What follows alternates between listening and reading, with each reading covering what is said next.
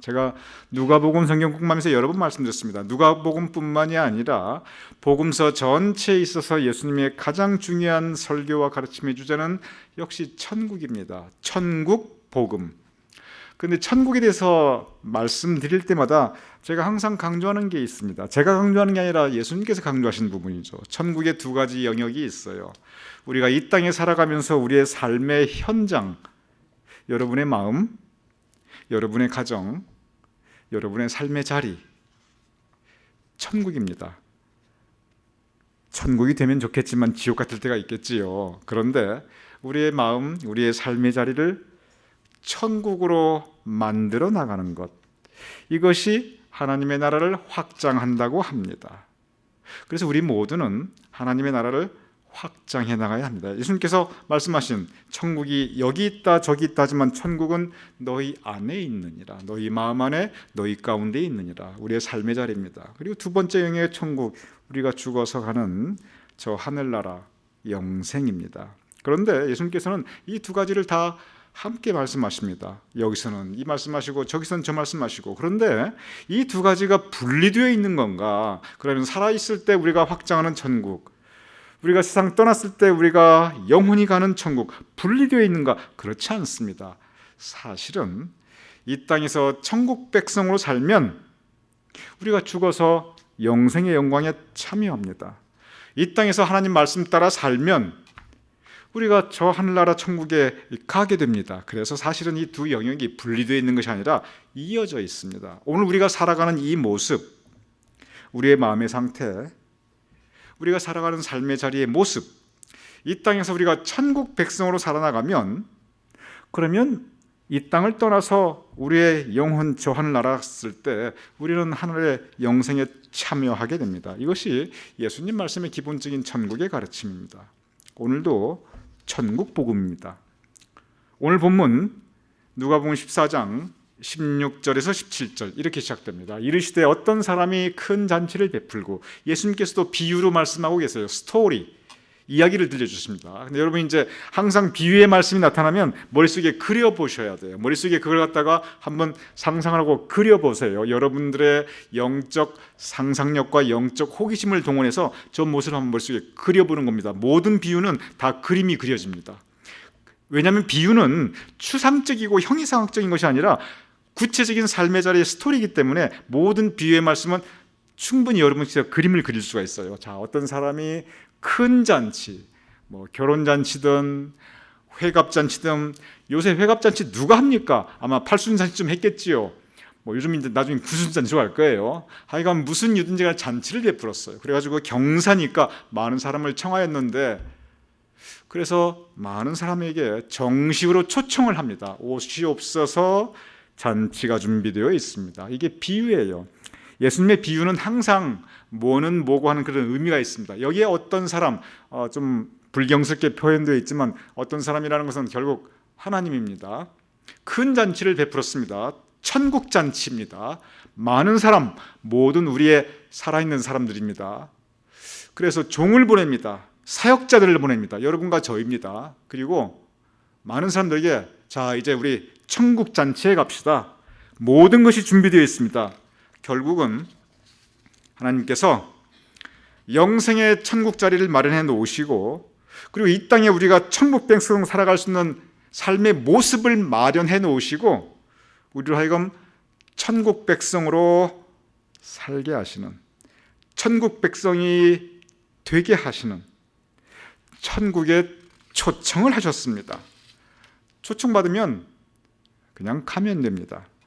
그런데 여기에 사람들의 반응이 있습니다. 바로 이 부분입니다. 오늘 천국 복음의 이 핵심은 사람들의 반응입니다. 첫 번째 사람이 어떻게 반응하냐면 누가복음 14장 18절입니다. 자, 또 그림을 그려보겠습니다. 여러분께서 한번 그림을 그리면서 읽어보시지요. 시작.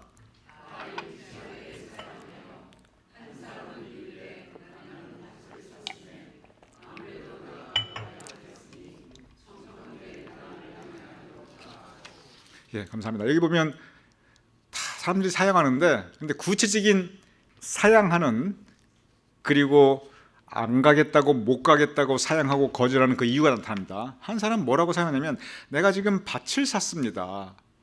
그래서 밭을 사가지고 내가 지금 나가봐야 되니까 나를 좀 이해해 주십시오. 근데 여러분 저 부분을 그냥 후루룩 지나가지 마시고 한번 곰곰이 가만히 생각해 보세요. 사람이 밭을 산다. 그 당시에 밭을 산다는 건 보통 사람이 가질 수 있는 최고의 재산입니다. 그 당시에는. 그러니까 사람이 밭을 사는 건 평생에 몇 번 안 해요. 잘해봐야 한 두세 번일 겁니다. 여러분이 평생에 집을 몇 번이나 사겠어요? 보통 사람 몇 번 안 사요. 많은 사람 한두 번이에요. 그러니까 평생에 한두 번 살까 말까 한 밭을 하나 산 거예요. 그래서 지금 계약이 끝났으니까 대금도 지불하고 소유권도 확보해야 되고 등기도 해야 되고 굉장히 지금 머리가 복잡합니다. 밭은 뭐 하는 겁니까? 밭은 결국은 근본적으로 먹고 사는 문제입니다. 그리고 밭을 쓰다는 건 내가 지금 집을 사가지고 클로징을 해야 되는 그런 판입니다.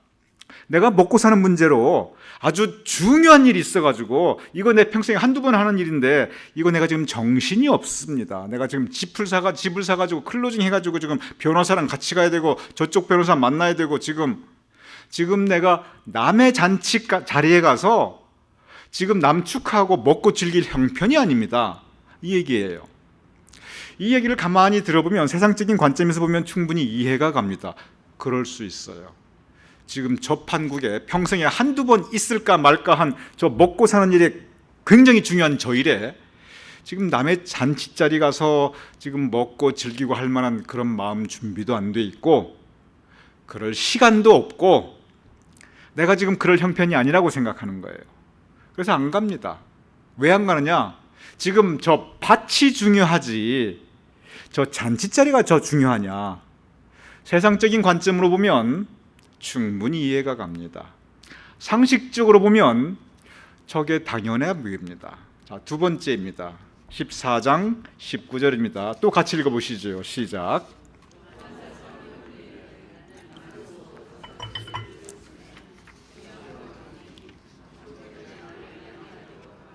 예, 감사합니다. 한 사람은 밭을 샀어요. 근데 밭을 샀으면 농사를 지어야지요. 근데 여기 보니까 소를 5겨리를 사요. 여러분 한 겨리가 몇 마리냐면 이 소 한 겨리는 간단해요. 2마리예요. 이 소를 갖다가 이렇게 페어 짝을 지어 가지고 밭을 가는 거. 그래서 저거 한국의 그 민화에도 소 2마리가 이렇게 밭을 같이 가는 거 많이 나옵니다. 이게 저기 아미시 저기 펜실베니아 가보면 지금도 소 한 겨리, 말 한 겨리 그 2마리로 짝을 지어가지고 많이 밭 갈고 그거 해요. 그래서 한 겨리는 2마리입니다. 그런데 저기 겨리가 순 한국말이에요. 성경에 완전히 순 한국말을 썼어요. 그 순 한국말 요즘 우리 많이 잊혀져 갑니다. 계란 한 줄, 여러분 몇 개인지 잘 모르시는 분들 많을 거예요. 보통 이 단위가 계란 한 줄, 고등어 한 손, 조기 한 두름, 한약 한 재, 마늘 한 접, 이게 숫자가 다 달라요. 이 계란 한 줄 그러면 10개고요. 고등어 한 손 그러면 한 손에 잡히는 2마리고요. 조기 한 두름 그러면 조기가 20마리고요. 한약 한 재 그러면 20첩이고요. 마늘 한 접 그럼 마늘 100개예요. 근데 뭐 이거 중요한 일 아닌데 그냥 참고로 말씀드린 건데, 근데 소가 5겨리니까 소가 10마리입니다. 여러분 소 10마리라는 건 지금도 대단한 거예요. 지금도 한국 시장에, 한국 시골에 소 한 마리 사고 파는 거 이거 대단한 일입니다. 근데 10마리를 샀어요. 그 옛날에 엄청난 일입니다. 그런데 밭은 밭 딱 사고 법적 절차만 끝내면 밭 샀다 그러면 끝나죠. 소는 10마리를 사가지고 소를 왜 샀겠습니까? 농사에 투입하는 거예요. 결이라는 건 이게 짝을 지어가지고 밭 갈기 위한 거니까. 그런데 소를 10마리를 사와가지고 밭을 가는 그 일을 하려면 이게 여러분 그냥 우리가 그냥 쉽게 읽어내려가니까 그렇지 이게 절대 쉬운 일이 아닙니다. 전 저거 많이 봤어요. 어렸을 때. 이 결의를 지어가지고 이 밭일이나 논일을 하려면요. 제가 어렸을 때마다 저거 많이 봤거든요. 소 가지고 요즘은 경운기로 하거나 트랙터로 다 하지 누가 소를 가지고 해요. 근데 한 30-40년 전만 해도 다 소 가지고 있습니다. 한국엔 말로 별로 안 썼으니까. 그러면 이 결이 짝을 지우는 게 그냥 짝을 지우는 게 아니에요. 소 2마리가 힘이 비슷해야 돼요. 즉 10마리를 샀다면 힘을 다 재봐가지고 비슷한 것끼리 짝을 지어줘야 됩니다. 그리고 그냥 소만 있다고 밭을 가는 게 아니에요. 이 소의 말에는 마구가 있고 소에는 또 소에게 필요한 그런 여러 가지 이 장치들이 있습니다. 이 굴레라는 게 있고요, 코에 뚫는 콧줄이라는 게 있고요, 멍이라는 걸 저어줘야 되고요, 또 쟁기라는 거 딱 해가지고 이런 장비들을 갖다가 다 셋업해야 되는데 이게 그냥 소한테 그냥 얹어놓는 게 아니에요. 소 몸에 딱 맞아야 돼요. 이걸 다 셋업하고 이 장비를 테스트를 해야 됩니다. 오늘날로 따지면 세탁소를 하는데 완전히 세기계가 들어온 거예요. 완전히 보일러부터 한 세트 세기가 쫙 들어온 거예요. 그러면 내일부터 돌 때 기계가 들어왔다고 쫙 돌리느냐? 그렇지 않거든요. 테스트도 해야 되고 셋업도 해야 되고 호스 다 연결해야 되고 시험도 해야 되고 그거 허가증까지 받아야 돼요. 보통 일이 아닙니다. 지금 저 상황입니다. 그런데 저 상황에 한가하게 남의 집에 가서 잔치자리 먹고 마실 형편이 아니에요.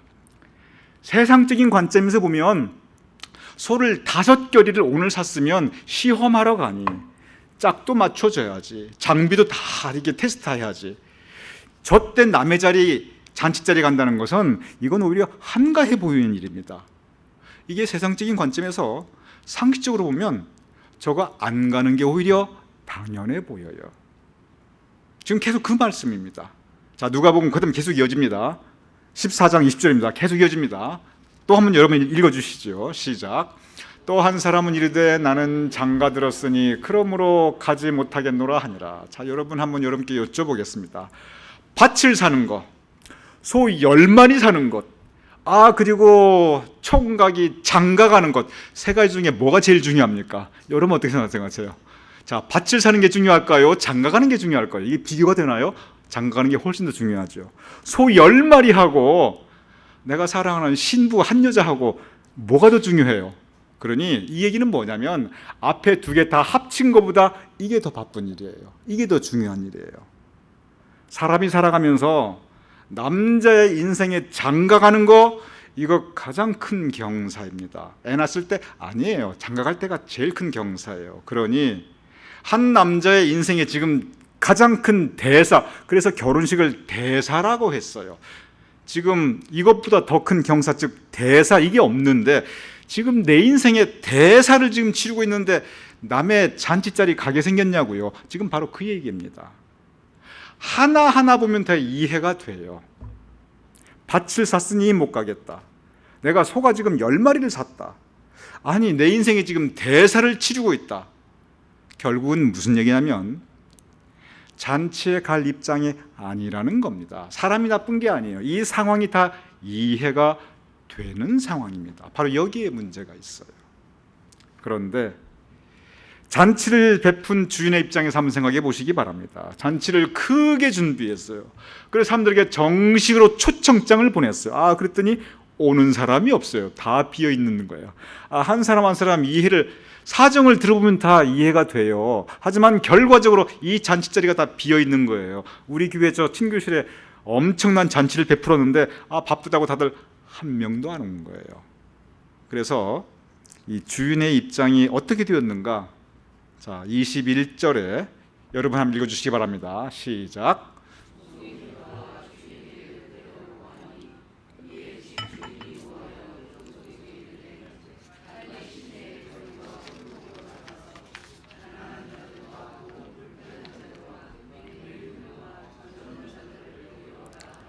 감사합니다. 그래서 종이 들어와가지고 사역자가 들어와서 주인에게 하나님께 그대로 전합니다.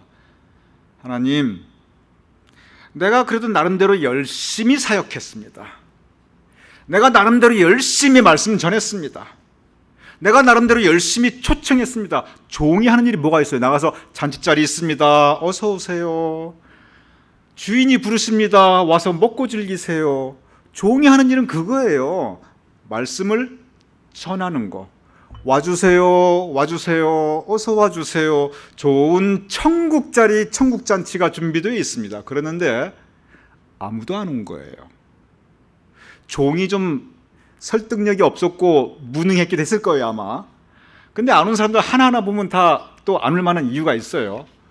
결과적으로 집주인 하나님께서 노하시게 됩니다. 왜냐? 천국을 준비해 놨는데 천국 백성으로 살기를 초청하는데 각자 자기 인생에 너무 바쁜 거예요. 밭을 샀을 만큼 중요한 일이 어디 있습니까? 소가 10마리고 장가가는데 자기 인생에 각각 바쁜 거예요. 세상적인 관점으로 보면 그보다 더 중요한 일이 없어요. 그래서 하나님께서 실망하시고 그리고 노하시면서 그래? 그렇게 올 사람이 없어? 그러면 지금부터는 저기 보면은 그 다음에 나타난 단어들을 보십시오. 거리와 골목으로 나가서 가난한 자, 몸 불편한 자, 맹인들, 저는 자들을 데려오라. 여러분 결혼식 초청을 받았으면 적어도 여러분께서 제일 좋은 옷을 입고 나가십니다. 깔끔하게 입고 나가십니다.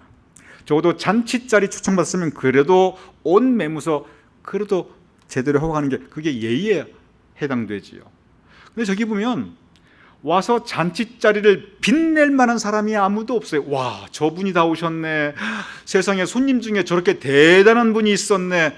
그럴 만한 자랑스러울 만한 손님이 아무도 없습니다. 거리에 앉은 사람들, 골목에 숨어 있는 사람들, 돈 없고 힘 없고 몸 불편한, 여기서 몸이 불편하다는 것은 그 당시에 몸이 불편하다는 건 먹고 살 길이 없었고 힘 없고 돈 없고 그리고 한 가지 더 소외된 사람들이에요. 약자 중에 약자입니다. 맹인들도 마찬가지고 계속 성경에 보면 맹인이 뭘로 나오면 구걸하는 걸로 나왔습니다. 왜냐하면 그 당시에 맹인이라는 건 구걸해서 먹고 사는 것밖에 다른 방법이 없었어요. 거지 노릇하는 것밖에는. 저는 자, 불구자들도 마찬가지고. 그러니 저기 가난하고 몸 불편하고 그리고 맹인과 저는 자들, 길거리에 앉은 사람들, 골목에 숨어 있는 사람들, 천국 자리를 빈댈 만한 사람이 아무도 없어요. 그리고 저 가운데 정식 초청장을 받는 사람은 아무도 없습니다. 갈 사람이 없으니까 그저 자리라도 채우기 위해서. 그 다음에 어떻게 이어지냐면 그 다음 장입니다. 14장 22에서 13절입니다. 종이 이르되 주인이여 명하신 대로 다 했는데, 그래서 이제 저 친교실이 어떤 분들이 앉냐면 길거리에 앉은 홈레스 피플들, 골목에 숨어 있는 범죄자들, 그리고 정말 세상적인 관점에서 보면 힘없고 돈 없고 약자 중에 약자들, 도대체 누더기만 잔뜩 걸친 오갈 데 없는 사람들만 거기 다 앉아 있는 거예요. 그럼에도 불구하고 자리가 비어 있다. 그러니까 이제는 길과 산울타리에 나가서, 여러분 사람이 저기 길은 아까 길 똑같아요. 길거리에 나앉은 사람들이에요. 길거리에 나앉는 것도 못해가지고 산자락에 쫓겨난 사람이라면 그건 분명히 문둥병자예요. 그 당시로 말하면 문둥병자들이나 그렇게 산자락에 쫓겨나갔어요. 거기 있는 사람들까지 강권, 이제는 끌고 오라 그 얘기예요. 끌고 와서 저 잔치자리 채워라, 이렇게 이해가 됩니다. 이게 무슨 뜻이냐 하는 겁니다. 도대체 이게 무슨 뜻인가? 천국 잔치는 정말 대단한 사람들 잘 차려입고 깨끗하고 그리고 같이 가서 즐거워해야 되는데 거기 와 있는 사람들 보니까 저런 살인구나. 오늘 이 비유의 배경이 있어요. 이 비유가 맨 처음 14장 처음에 어떻게 시작하냐면 이것이 원래 이 바리새인들과 그리고 예수님과의 그 영적 긴장관계에 시작됩니다. 예수님께서 이 죄인과 세리와 함께 같이 식사를 하세요. 같이 가까이 지내세요. 그러니까 바리새인들이 어떻게 예수님께서 저렇게 죄인들하고 같이 지내느냐, 그리고 죄인들하고 지내니까 좀 그러려니 하겠는데 안식일 날 사람까지 고쳐줘요. 율법을 어겼네? 어떻게 저런 일을 하시지? 율법을 어기고 있네? 그러면서 바리새인과 예수님과의 긴장관계가 이루어지는데, 이 예수님과 바리새인과의 긴장관계는 복음서 전체 처음부터 끝까지 계속 갑니다. 한 번도 화해가 안 돼요. 단 한 번도. 원수도 사랑하라 예수님께서 그러셨는데 정작 예수님 바리새인 끝까지 사랑 못했어요. 그래서 예수님께서 참 심한 그런 말씀도 하십니다. 심지어 독사의 자식들아 이런 말씀도 하시고요. 저 회칠한 무덤들, 저 위선자들, 이 외식하는 자들이요, 이게 위선자들 그런 뜻이에요.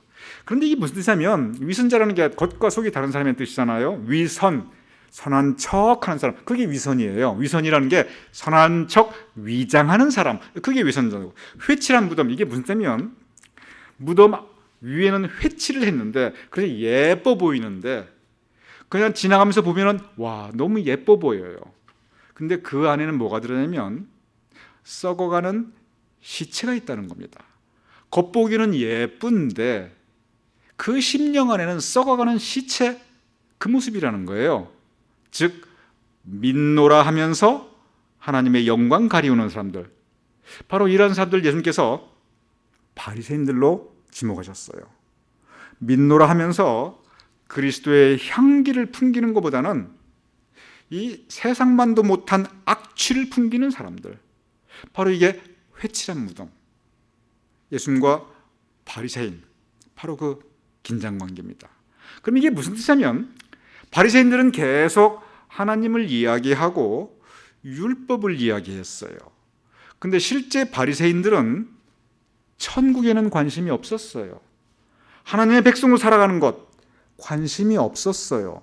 무엇에 관심이 있었냐면 밭에 소 5 결의에 장가가는 것, 이게 무슨 뜻이냐면 이게 자기 일, 자기 생각, 자기 주장이에요. 내 중심의 삶입니다. 여기에 공통점이 있어요. 밭을 샀다, 소 5 결이다, 장가갔다. 이건 뭐냐면 self-centered, 내가 중심이 되는 겁니다. 내 뜻이 이루어지는 거예요. 그리고 나의 영광입니다. 밭을 샀으면 얼마나 영광스럽습니까? 소 5 결이 얼마나 대단합니까? 장가갔어요. 평생의 꿈을 이룬 거죠. 나의 영광입니다. 바리새인들의 삶의 모습이 민노라 하면서 결국은 자기의 뜻, 자기 주장, 자기의 생각, 그리고 자기 중심적인 삶의 모습, 바로 그 부분입니다. 천국에 못 간다는 거예요. 그런데 그 다음에 오시는 분들이 보면은 가난한 사람들, 몸 불편한 분들, 맹인들, 저는 자들, 거리 나앉은들, 골목에 숨어있는 사람들, 심지어 산 비탈에 있는 나병 환자들, 세상적인 관점으로 보면 별 볼 일 없는 사람들, 이게 무슨 뜻이냐면 이 사람들은 자기 힘으로 뭘 할 수가 없는 사람들이에요. 누군가의 도움이 있어야만 살아가는 사람들입니다. 즉 마음이 가난한 사람들입니다. 언제나 영적으로 하나님을 의지할 수밖에 없어요. 누군가를 의지할 수밖에 없는 사람들은 뭐냐면 누구를 의지하겠습니까? 이게 예수님께서 비유를 말씀하시던 결국 하늘의 진리를 설명하시는 거, 이게 천국 복음이거든요. 천국에 가는 사람들은 하나님밖에 의지할 수 없는 사람들, 세상을 의지할 수 없어서 하나님의 은혜가 아니면 살아갈 수 없는 사람들, 세상적인 관점에서 보면은 가난한 사람들, 몸 불편한 사람들, 맹인들, 저는 자들, 이게 성경의 단어인들입니다. 그 다음에 거리에 앉은 사람들, 문둥병자들, 골목에 숨어 있는 사람들, 하나님의 은혜가 없으면 하루도 살 수 없는 사람들이에요. 이렇게 하나님의 은혜에 의지하는 사람들이 갈 수 있는 곳, 바로 그것이 천국입니다. 여기 예수님의 가르침이 있습니다.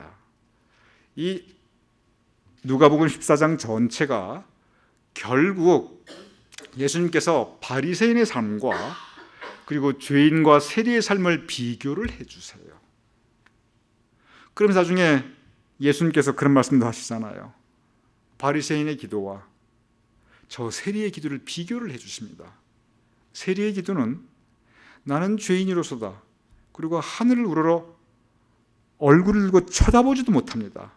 즉 그의 마음에는 하나님의 은혜 외에는 의지할 데가 없어요. 예수님께서 말씀하시는 이 천국 복음은 결국은 우리가 하나님의 은혜에 의지해야 되고, 그리고 우리가 이렇게 나약한 존재들이구나, 하나님이 돌보아 주지 않으면 우리는 하루도 살 수 없구나, 저는 계속 그걸 느낍니다. 하나님께서 지켜주시지 않으면 목회도 교회도 일주일도 유지되기가 힘들겠구나, 세상 관점으로 본다면 정말 천국 복음 불가능하겠구나, 저는 그거 느낍니다. 바리새인들이 가장 경멸하던 사람들이 죄리야 세인이었어요. 거리에 앉은 사람들이고 골목에 숨어 있는 사람들입니다. 예수님께서는 오히려 그들이 천국에 간다고 예수님께서 오늘 말씀해 주십니다. 왜? 은혜 아니면 살 수 없으니, 은혜 아니면 살 수 없는 사람들 밖에는 천국에 갈 수가 없습니다. 여기에 또 다른 우리가 배워야 될 교훈이 있습니다. 이것은 이렇게 깊은 영적의 의미를 떠나서 우리가 생각해 봐야 될 또 다른 부분입니다. 오늘 본문에 나타나는 밭을 산 사람, 소 10마리를 산 사람, 장가가는 사람들, 이해는 돼요. 자기 일이 바빠요. 바쁠 수밖에 없어요, 그 상황에는. 근데 제가 지금까지 살아보니까 어차피 사는 거 이런 일 저런 일로 늘 바쁘게 돼 있더라고요. 요 일 끝나면 뭐 다른 일 생기고, 자기 일에 바쁘다 보면은, 어차피 자기 일에 중심되다 보면은 한가하게 교회 나가고 한가하게 기도하고 이럴 시간도 없고 그럴 마음이 여유도 없어요. 왜냐? 내 중심, 내 어젠다가 이미 나를 꽉 차 있으면, 영어로 occupied란 말이 되어 있죠. 꽉 차 있으면 내 삶의 어젠다, 밭, 소 10마리, 장가가는 것, 내 삶의 어젠다입니다. 내 삶의 주제들이에요. 이게 내 마음을 꽉 채우고 있고, 이게 내 시간, 내 삶의 질을 채우고 있으면 하나님은 저 멀리 물러나게 내가 밀어내버립니다. 하나님께서 떠나가신 게 아니라 내가 하나님을 확 밀어내버려요. 지금 밭 때문에 너무 바쁘다 보니까, 소 10마리 때문에 바쁘다 보니까, 그리고 장가가는 일이 바쁘다 보니까 천국 잔치는 내 관심에서 멀어집니다. 어디 한가게 내가 거길 가느냐, 내가 어디 한가게 지금 예배드리고 성경 말씀 읽고 기도하고, 내일이 너무 바빠요. 요즘 세상이 누구나 자기 일에 참 너무 바쁩니다. 그러다 보니까 우리가 영적으로 천국자리, 하나님 백성으로 살아가는 그 삶에 우리가 참 소홀하기 쉽습니다. 가장 중요한 교훈이 있습니다. 여기 보면 하나님께서는, 이 주인은 똑같은 메시지를 주십니다. 내게 오라, 내게 오라. 초청입니다. 나아가면 영접해 주십니다. 잔치자리에 무슨 조건이 있어요? 와서 먹고 즐기면 되지. 무슨 조건이 있습니까? 잔치 초청은 아무 조건 없어요. 와서 즐겨주십시오. 오셔서 감사합니다. 이게 인사예요. 여러분 어디 경사 잔치 가셔가지고 주인이 뭐라고 인사하면 어디 가나 인사는 똑같아요. 오셔서 정말 감사합니다. 많이 꼭 드시고 즐기고 가시기 바랍니다. 이 인사밖에 다른 인사가 없어요. 아니, 잔치 초청한 주인이 그 인사밖에 무슨 얘기를 합니까? 오셔서 감사합니다. 하나님께서 우리에게 오시라고 부르십니다. 그냥 나아가면 돼요. 조건이 없습니다. 우리 모두에게 하나님께서 불러주시는 부르심이 있습니다. 순종해야 합니다. 부르심, 하나님의 부르심에 순종하는 사람은, 그 말씀에 순종하는 사람은 천국 잔치에 참여할 수 있습니다. 우리 모두, 여러분과 저 모두 그 부르심에 순종하는, 그래서 천국 백성으로 살아갈 수 있기를 주님의 이름으로 축원드립니다.